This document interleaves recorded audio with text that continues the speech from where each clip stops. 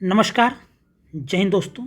हम लोग समसामयिकी current affairs का अध्ययन कर रहे थे, जिसके अंतर्गत आज मार्च माह की क्रॉनिकल में देखेंगे अंतर्राष्ट्रीय संस्करण।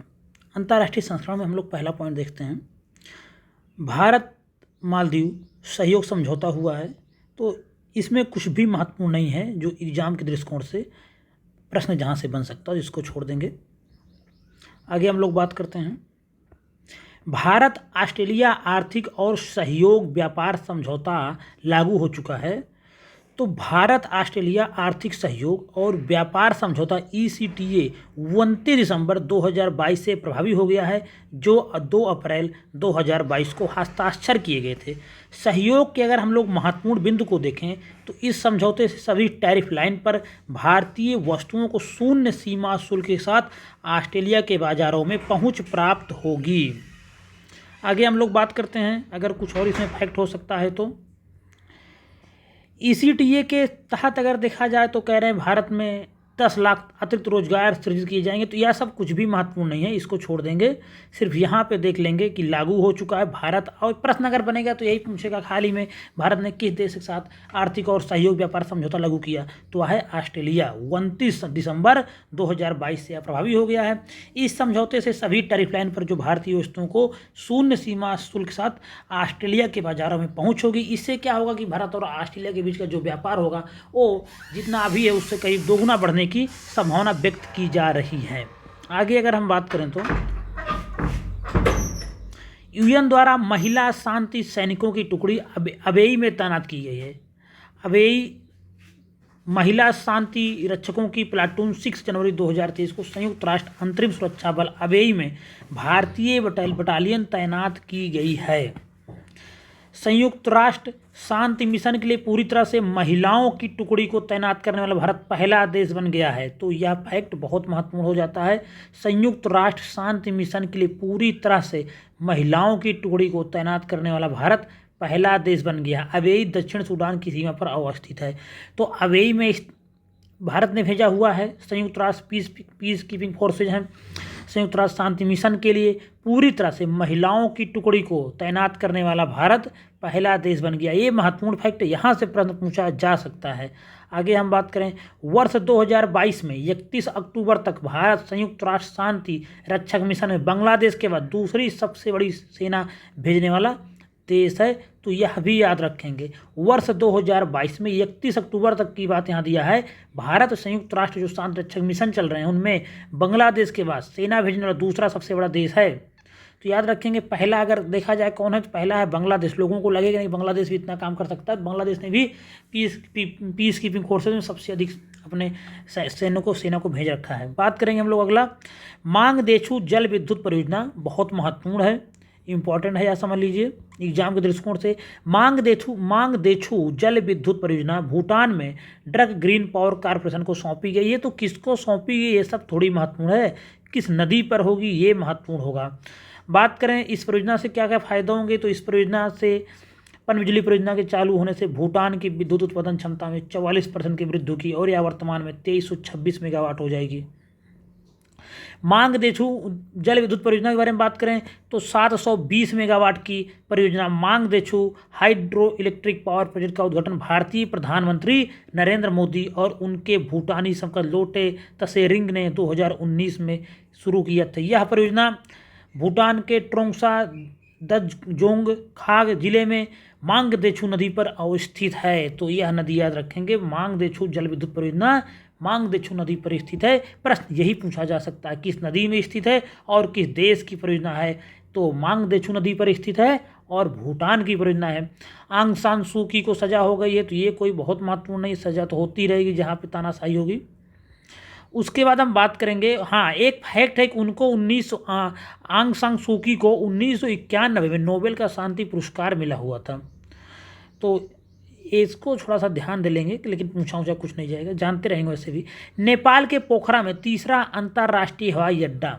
नेपाल में 1 जनवरी 2023 को प्रधानमंत्री पुष्प कमल दहल प्रचंड ने देश के तीसरे अंतर्राष्ट्रीय हवाई अड्डे का उद्घाटन पोखरा में किया है। इस हवाई अड्डे का निर्माण चीन के इस हवाई अड्डे का निर्माण चीन के वन बेल्ट वन रोड अभियान के तहत चीन के सहयोग से किया गया। जब भी माओवादी सत्ता नेपाल में आती तो चीन के ज़्यादा करीब जाने की कोशिश करती है, हमेशा रहा है जब से माओवादियों ने सत्ता वहाँ पाना शुरू किया है। तो आगे हम लोग बात करते हैं वन बेल्ट वन रोड परियोजना। यह क्या है? वन बेल्ट वन रोड परियोजना की शुरुआत चीन ने वर्ष 2013 में किया। कब किया था? 2013 में। इसको याद रखेंगे। इस परियोजना के माध्यम से चीन प्राचीन जो सिल्क मार्ग था उसको पुनः विकसित कर रहा है। इस परियोजना के अंतर्गत चीन सड़क, रेल, बंदरगाह, पाइपलाइन एवं अन्य बुनियादी सुविधाओं के माध्यम से मध्य एशिया से लेकर यूरोप, अफ्रीका तक स्थलीय व समुद्री मार्ग तैयार कर रहा है। लुइज इनासियो लूला डी सिल्वा ये तीसरी बार ब्राज़ील के राष्ट्रपति बन चुके हैं। तो इतना सिर्फ याद रखिए, कहाँ के राष्ट्रपति बने हैं? ब्राज़ील के राष्ट्रपति बने हैं। वामपंथी नेता हैं, वर्कर पार्टी से आते हैं। भारत को एशियाई प्रशांत डाक संघ का नेतृत्व। भारत जनवरी 2023 से पहली बार डाक क्षेत्र में अंतर्राष्ट्रीय संगठन एशियाई प्रशांत डाक संघ का नेतृत्व करेगा। महत्वपूर्ण हो सकता है, पूछा जा सकता है कि हाल ही में भारत को किस एशियाई संगठन का नेतृत्व सौंपा गया है? तो वह है एशिया प्रशांत डाक संघ का नेतृत्व सौंपा गया है भारत को। आगे हम लोग बात करेंगे अगर कुछ और इसमें महत्वपूर्ण फैक्ट होगा तो। अगर हम बात करें एशियाई प्रशांत डाक संघ APPU के बारे में, तो इसका जो मुख्यालय वह थाईलैंड में है। स्थापना हुई 1 जुलाई 1982 को। यह एशिया प्रशांत क्षेत्र के 32 सदस्यीय देशों का एक अंतर सरकारी संगठन है। तो इतना याद रखेंगे। एशियाई प्रशांत डाक संघ के बारे में याद रखेंगे। भारत इसका नेतृत्व पहली बार संभाल रहा है, पहली बार कर रहा है, तो इसलिए महत्वपूर्ण भी हो सकता है। थाईलैंड इसका मुख्यालय है। 1 जुलाई 1982 की इसकी स्थापना हुई थी। 32 इसके सदस्य हैं जो एशिया प्रशांत राष्ट्र से आते हैं। संयुक्त राष्ट्र सुरक्षा परिषद में नए अस्थायी सदस्य आ गए हैं। तो संयुक्त राष्ट्र सुरक्षा परिषद के लिए 2023-24 के कार्यकाल के लिए 5 देश अस्थायी सदस्य के रूप में 1 जनवरी 2023 से कार्यभार संभाल लिया। 2 वर्ष के कार्यकाल के लिए ये देश जून में निर्विरोध चुने गए थे। इसमें इक्वाडोर, जापान, माल्टा, मोजाम्बिक और स्विट्जरलैंड शामिल हैं। और जापान 12वीं बार संयुक्त राष्ट्र संघ का अस्थायी मेंबर चुना गया है। याद रखेंगे, सबसे अधिक बार जापान ही चुना गया है। और ये चुने गए देश भारत, आयरलैंड, केन्या, मैक्सिको और नॉर्वे की जगह लेंगे। भारत कितनी बार चुना गया है? तो भारत को भी जानते रहेंगे। भारत 8 बार चुना गया है। संयुक्त राष्ट्र संघ में 8 बार यह अस्थायी मेंबर रह चुका है। तो इसको याद रखेंगे। जापान का यहाँ दिया हुआ 12 बार हो चुका जापान का। और कौन कौन देश जापान के अतिरिक्त हैं? तो इक्वाडोर और स्विट्जरलैंड का नाम तो सब सुनते ही रहते हैं। माल्टा और मोजाम्बिक याद रखेंगे। पूछा जा सकता है प्रश्न डायरेक्ट कि इनमें से कौन सा देश हाल ही में नहीं चुना गया। 4 देश देगा, 1 देश रहेगा नहीं और 3 देश रहेगा जो भी मेंबर बने हैं। तो याद रखें कौन कौन बना है? इक्वाडोर, जापान, माल्टा, मोजाम्बिक और स्विट्जरलैंड। अगर 3-4 भी रहेंगे तो विकल्प से आपका काम हो जाएगा। उसके बाद हम बात करें चीन, फ्रांस, रूस, यूनाइटेड किंगडम और अमेरिका इसके संयुक्त राष्ट्र सुरक्षा परिषद के अस्थायी वीटो वाले सदस्य हैं। बाकी 10 अन्य सदस्यों को 193 देशों की महासभा द्वारा 2 वर्ष के लिए चुना जाता है। यह सब जानते हैं। आगे अगर हम बात करें, आयरलैंड ने मेटा पर जुर्माना लगा दिया। तो सब बकवास, इसको छोड़ छाड़ देंगे।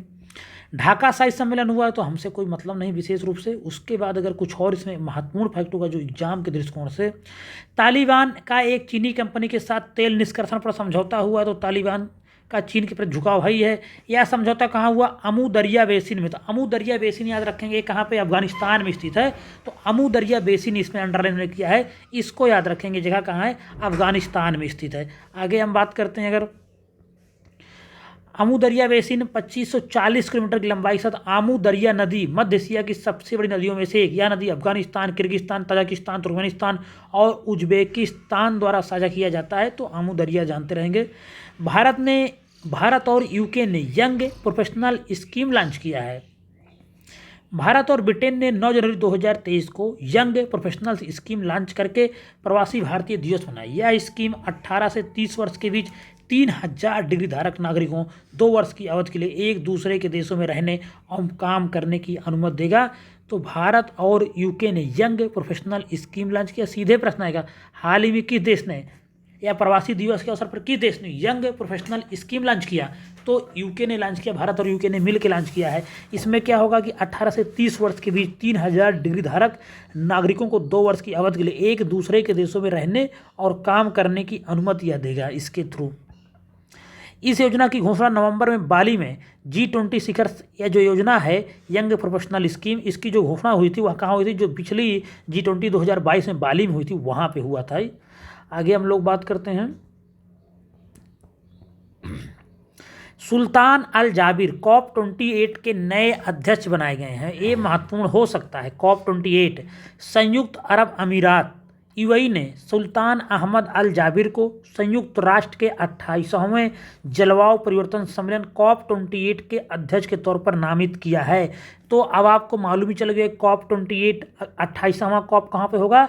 यूएई में होगा, संयुक्त अरब अमीरात में। यह आपको मालूम ही चल गया होगा, तो याद रखेंगे। पिछला कहाँ हुआ था? मिस्र में हुआ था, यह भी याद रखेंगे। यह सम्मेलन कहाँ पे होगा?